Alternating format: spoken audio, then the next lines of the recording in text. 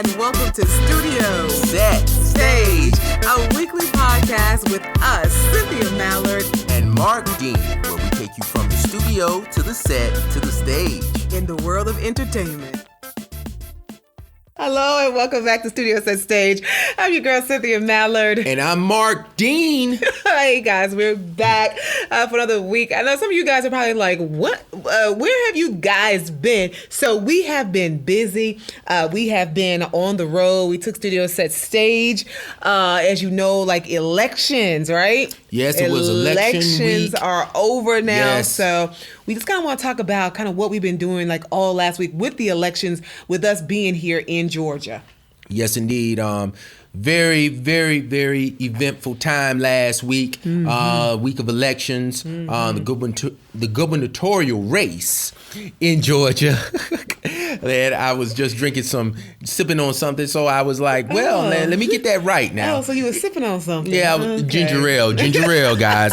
We're keeping it PG. PG. Right. But yeah, right. Like I said, you know what? I just want to just give a big round of applause for Stacey Abrams, who is still running for the governor of Georgia. As you know, basically, we had so many problems with the polls here in the state. I mean, in Snellville, in Atlanta, like it was unreal. Like I could not even believe. I remember on election day and election night, I was just like, this cannot be happening in 2018. Yeah, it was crazy. I mean, one precinct, they didn't have cords. Yeah, they didn't have power cords for the voting machines. Right. And they were stating that I saw where they had one post that suggested that there were machines that were in warehouses that wasn't even out, that had been locked up. Like they had like two machines out actually working, and then the rest were like locked up in a closet. Like what? Like a warehouse. What? It was locked up in a warehouse.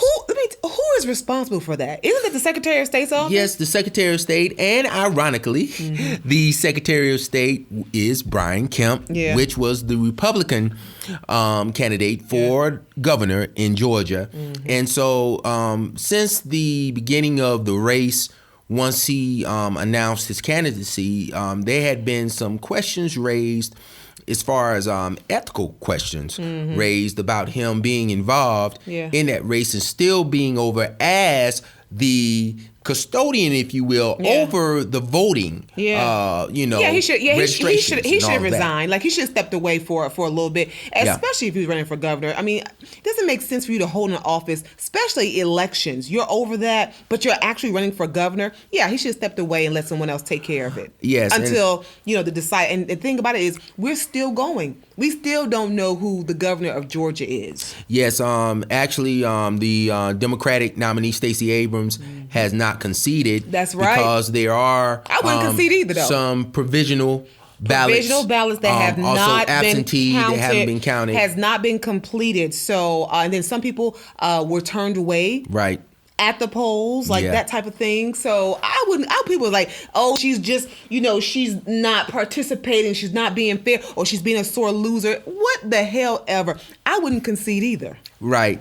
And, it's just really understanding the process. A lot of times in those things, we act out of emotion and, you really have to step back, take emotions out of it. Yeah, and that's what she's done. She's looked at all the facts. Look at it from an analytical and really how all these polling stations were horrible. Right. People were treated unfairly. Basically, the accusation is that Brian Kemp has stolen this election. Yeah, they were saying that because of him acting as Secretary of State and running, he has authority over that, even suppressing, and there has been some divisive tactics that, has, come to the surface in the midst of the campaign. And, all of a sudden he stepped down and resigned, and then he wanted to declare victory when all of the ballots haven't come in yet. But again, it goes back to that's okay. Stacey understanding, Abrams, right? We know Your power. okay. Yeah, Stacey and Abrams understanding the is procedure. an attorney. Let's not forget all of the years that she has spent in the House of Representatives of Georgia. So she lawyered up. She is lawyered up. When I say everyone is on her side, ACLU, all of the big wigs, they know. Right. And so, we have to definitely keep in mind that that's what it takes to understand the process, meaning you have to, definitely know, not just talk about it, but definitely be about it. You got to know the laws. Know the laws, right. know the regulations, and know your rights. That's right. Know your rights. I know some of you guys you're probably listening and you're like, why Cynthia, MARQ, why you guys talking about the elections and politics and stuff? What does that have to do with Studio Set Stage? But you know what? I think when we were online, because we did attend the rally for Stacey Abrams where President Barack Obama spoke. And of course, we're going to get to that or whatever. But some of you are asking, okay, why are we addressing elections? Let me tell you something. Politics dictates everything in your life.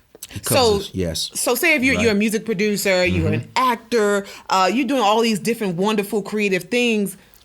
As a person living this life, politics dictates everything.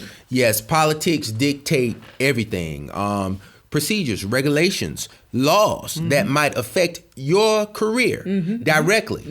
Just a couple of weeks ago, we mentioned that they had passage of the legislation as it relates to the music industry, the passage of the Music Modernization Act. Right. And there in terms, it actually modernized certain laws that were on the books dating back to 1909. That's going to affect your money. That's going to affect if you're a songwriter, if you're a publisher, if you are an artist, and you write your own material, and actually how that will bring some structure to this modern day platform. I'm gonna bring it back, I'm gonna bring it back home. When you wake up in the morning and you got an apartment and you paying your rent, hello, how much you paying in rent? Okay, the loyalty of your landlord, who their loyalty lies with. That dictates how much money you pay. Let me think about. Let's think about the car you driving. Yeah, the car you driving. You paying insurance, taxes. right? All these things. Yeah. Just regular, ordinary things. Not even talking about like the acting or the music or whatever. But we're just talking about being a human being. You wake up and all these things are dictated by politics. Yes, indeed. Because politics, they determine the laws. They write the legislation that becomes a bill that becomes law, and so that's why we're talking about it here on Studio Set Stage. Okay, exactly. So get in line. So, but I will say, hats off to President Barack Obama. Like we were telling you, that Studio Set Stage, we did attend the rally for Stacey Abrams that Friday, and when I say, guys, oh my God, it was, I almost wanted to cry when we first got there and. At the Forbes, or was it the Forbes Arena on the campus of Morehouse College? Forbes Arena on the campus of Morehouse, historic. I mean, I felt like I was at a homecoming. It felt like it really felt like family. Yeah, it really did. It did. So, and the energy, the resurgence of understanding, that right, just that right to exercise the right to vote. Well, I think we realized, the people that were at the Forbes, who were in line for blocks and blocks and blocks on the campus of Morehouse, and then outside of the campus of Morehouse, we realized, those people who were there, realized how our ancestors fought and died for this right that we take for granted today. Oh, yes, most definitely. I mean, it wasn't a right that just was given to us. People fought, people died. People paid the ultimate sacrifice that allowed us the right to vote. And, we must remember that and not take it for granted. And honestly, Oprah was here this past week, and she made a push for Stacey Abrams, for Stacey Abrams, and she made a wonderful point. She said, if you don't vote, you're actually disrespecting the heritage. You better say that, You're Oprah. disrespecting your heritage. Oh, my God. And I know for sure I had the opportunity to meet and talk with people and individuals that marched from Selma to Montgomery. That's what was so great about just y'all. I'm telling you, for those of you who did not attend the rally, even if you were voting, you were supporting Brian Kemp in the state of Georgia, just to be out there and to listen, like you said, to the people who were here. Who were here 50, 60, even 70 years ago. Like they're here.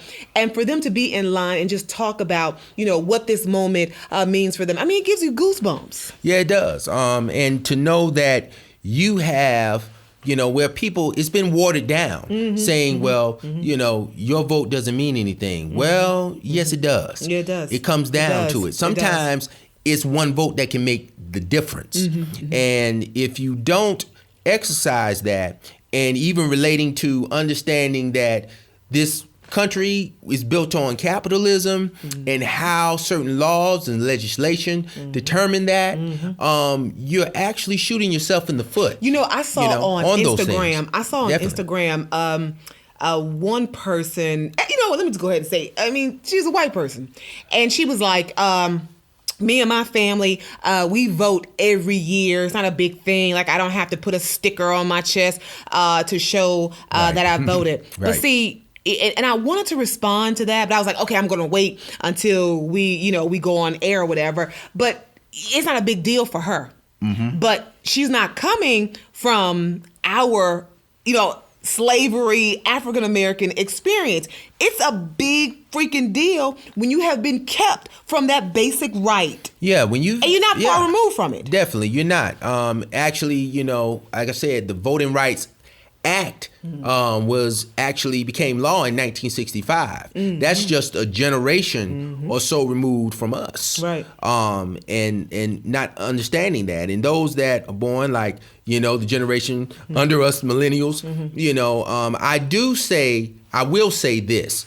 In relation to the Me Too movement and Black Lives Matter, there is a resurgence. Right. It's a different generation, but it's energy in the fact that, okay, look, these rights, you cannot violate or infringe upon our rights. And if we see that, then we're going to stand up. Yeah, exactly. And so I do support that. Exactly. And, and we shame those people, those white people who feel like, oh, why are you publicizing it so much? Why do you have to put a sticker on your forehead? And I think she was making the comment about how people were getting the stickers. And, I got my sticker, and I was wearing a hat that day, and I actually, on election day, and I actually put the sticker on top of my hat because every year, every time I go to the polls, I won't say that I have voted. I probably have missed. I'm just saying, in all my years, I probably have missed maybe one election. I'm gonna be honest, be upfront. But I remember my mom going in that, in New York City, and this was back in the days when the polls, they used to have like the big curtains. You remember the big? Okay, we're pretty old. So they used to have like, you go to the precincts and they would pull the curtain when you go, and you pull that big ass lever down, that type of thing. Right. So I remember her just with her head held high. And she was proud to walk up to the polls. And me too. I mean, I grew up, my father was actually, he was an official, and he was like a magistrate over any elections that happened within that particular county we lived in. County, right? Yeah. And he was circuit clerk of Macon County. And I remember going where, sometimes he would have to travel through all of the precincts and make sure that procedures in terms of voting, people being able to vote at their specific precincts was able to. Wow. And, growing up, and also he marched, when he was in college, he marched from Selma to Montgomery. And, just sharing those stories and different things with me made me respect actually and know that I have the right and I need to exercise that right. And so when I turned, when I was old enough to turn, he took me down and I filled out my registration, and I think the next month or so I was voting. And it needs to be instilled in not with just our generation, because there's a lot of people, older folks, that feel like they vote doesn't matter. But this was a midterm election, right? And a lot of people like to come out during like the big like the president. They feel like, okay, that's the only election. You know, we vote the president. Well, the president, it's an you got to understand. He has power too, right? He has power, but it's executive. Where the laws are made is with that local congressman, level. That local level, with that House of Representative that leader, local level. or the senator that represents your community and your district. That's right. So that's where you need to really exercise your right. Don't get me wrong. I'm not saying don't vote in the presidency, but you need to have that same aggressiveness, that same vigor, and go and vote in the midterms, even in the local, for your county commissioner, for your city councilman, for dog catcher. You better preach. You know, you need to exercise your right. And I think overall, I think that's the thing that I really, was excited and enthusiastic about, was the fact that, don't forget, and sometimes they count on you forgetting. Well, like the millennials, they said a lot of millennials didn't even think it was important to vote because they don't feel like they're part of. They say this politics doesn't affect them. Well, it does.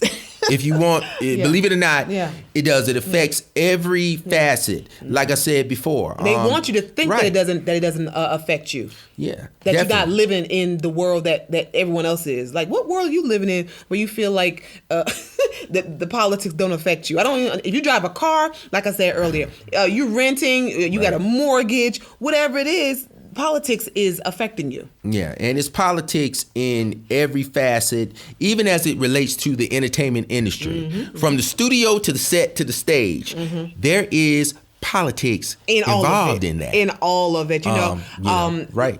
We were talking earlier, and like I said, we don't want to. Some of you guys, I know you're like, oh, studio set stage is talking about politics. I really don't want any hand in it. It's okay, it's cool. But I wanted to say, if you are listening now, again, Studio Set Stage, we are on all social media channels, Instagram, Twitter, Facebook, YouTube. We want you to go now. You're listening to us. Go there, subscribe. Don't just listen to one episode, because you're going to miss out on the important things that MARQ has to say and the important things that I have to say that will help you going from studio to set to the stage. Right. And we appreciate all the support, all the love, feedback. Yes. It's been really, really great. And just to let you know, we are expanding. Like Cynthia was saying, we have expanded. We're on Spotify as well. You can look at us and listen to us on iTunes and also Google Play. All right. So definitely, man, continue to support us, and we're going to continue to, bring it where you can get the information and get the tools you need. And we want to be honest. We want to be straight up and very honest. Like I said, I spent years working in media. And when I say it was wonderful, it was great. I met a lot of great people. A lot of people I'm still friends with. A lot of people, they reach out to me. I remember them.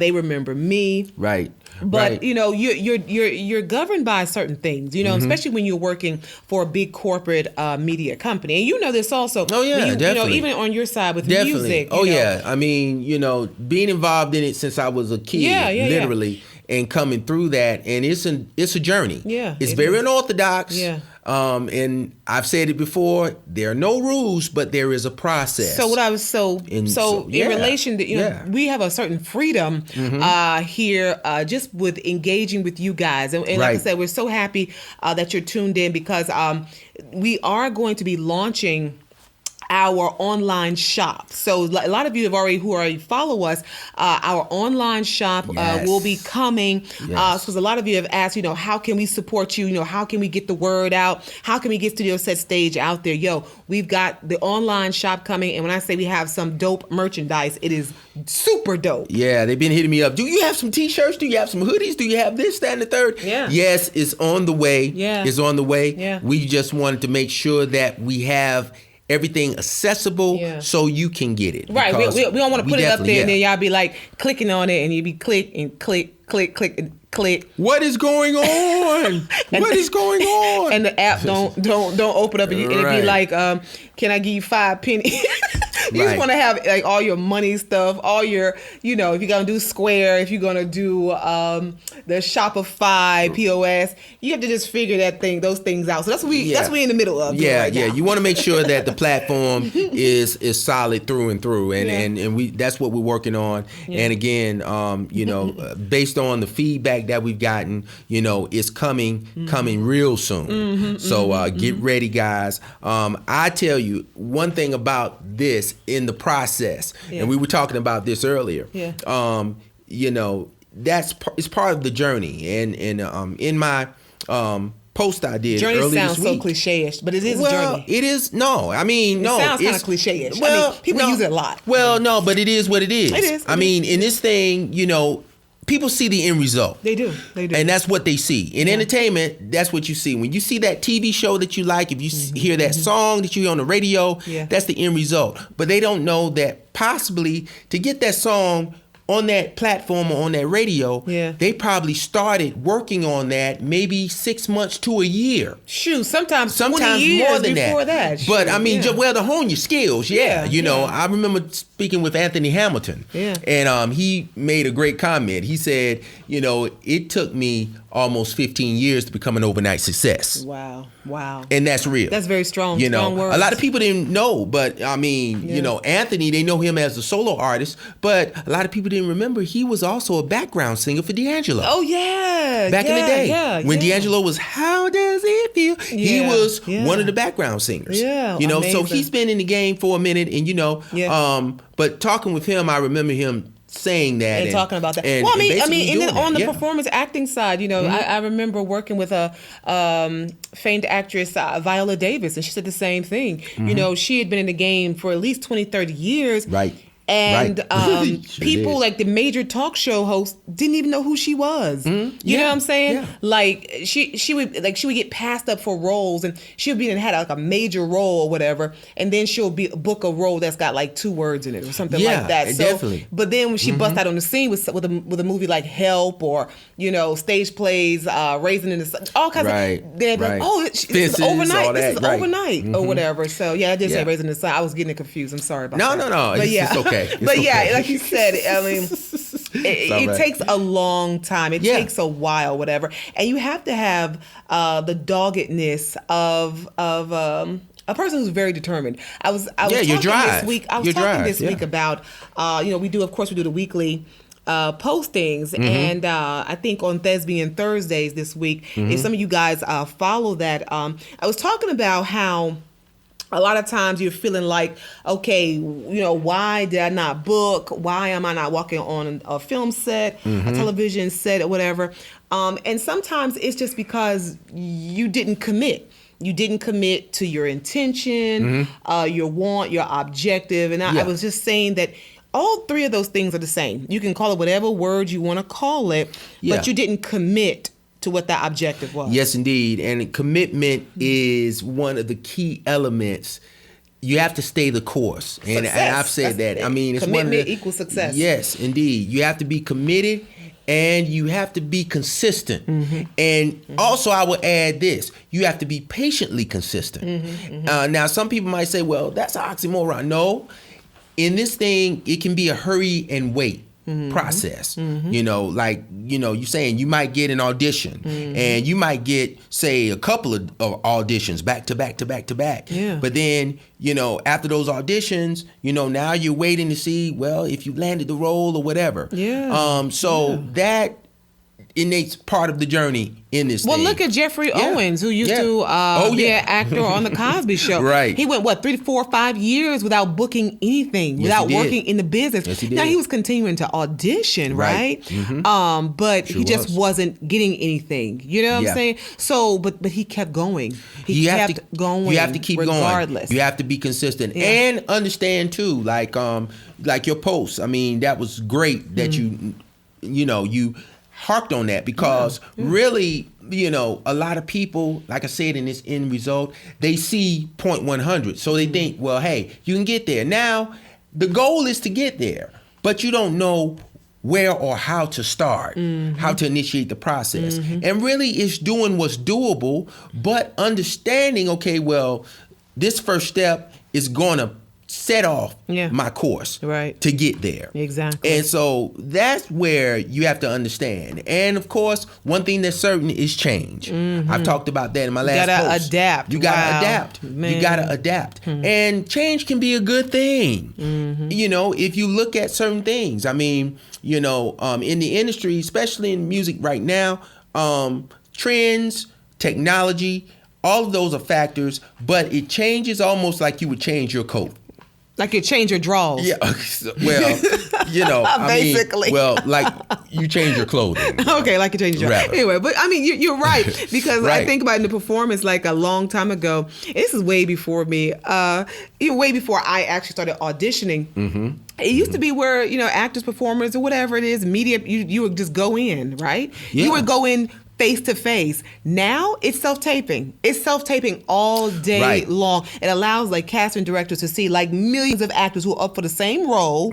You know, it stiffens the competition, but this is what technology has produced. Right, definitely. Technology has kind of leveled the playing field. Right. You know, even in the entertainment industry, in terms of recording, where certain resources, you literally would have to be signed in order to have some of the resources that are now available that you just go online. Yeah, through technology. Exactly. You know? Exactly. You know, where your laptop, if you have the right software, if you converted that as far as equipment from an analog standpoint and you put it tit for tat, you know, you would be looking at hundreds, thousands of dollars that you have on a laptop now. I remember remember the Roots concert? Yeah, remember they came to Atlanta? Yes, indeed. And remember the guy? What's up, Roots? What's up? Yeah. What's up? But remember like the guy who was part of the set. And I remember he was like using, like he kept hitting the drum. What do you call it? The little pad. Oh yeah, the drum machine. Yeah, the drum machine, right? The programmer. The programmer. And like you got to think about, man, years and years ago, you didn't have that. You had to be out there with your drum, with your horns, with your each instrument, right? Now they can hit. Now these young folks, can just hit one little button and hear all those instruments at one time. Yeah, like I mean, and I'll even make it, like you said, that is, I'm telling you, it is amazing now in terms of the technology, like where with a DJ, you know, I grew up, I had a cousin that was a DJ, and literally to do a gig, he would have 2 Astro vans full of crates, full of records. Oh my God. And he would needed 2 assistants to go to that particular gig. When he was doing it, it was like like he was DJing, but he would have those 2 Astro vans full of those records. And now he still does it. Yeah. But he has maybe 2 duffel bags. One duffel bag has his CDJs. He has his external hard drives. And might have 4 or 5 external hard drives and his connections. And that's all he needs. And a laptop. And a laptop. Exactly. And your laptop. And the Mac. Don't forget. Yeah. He's got we don't want to say that word because we got to wait till they endorsing us. Right. And then we get some money for that. Exactly. And then we'll say your name, MAC. Yeah. Right. Exactly. MAC. Give it a check. We want the check. Right. Well, if you listen to us, you just joined us. I'm Cynthia Mallard. And I am Mark D. And you are listening to Studio Set Stage. Like I said, just having a good time. So look, we want to ask you something. You know what? Send us some requests. So guests, because as you know, we are lining up our guests to kind of give you some insight into different Studio Set Stage professions. So give us some ideas of who you would like to hear here on Studio Set Stage. Who do you want to listen to? Yes, indeed. Feedback is extremely important, and we welcome that, and we invite you to do so. And let us know. Let us know what you want. Let us know the information that you're trying to find out about, because this covers the studio, the set, the stage. And that can cover thousands of jobs. Oh, yeah. In the world, in the entertainment industry, it's a myriad of different fields, different careers, different tracks that you can take. Exactly. You know, because it takes a lot to make sure that if we're in front of the mic, it takes a lot to make that happen behind the mic. What? And in the same way in front of the camera, behind the camera, around the camera. Yes, indeed. I mean,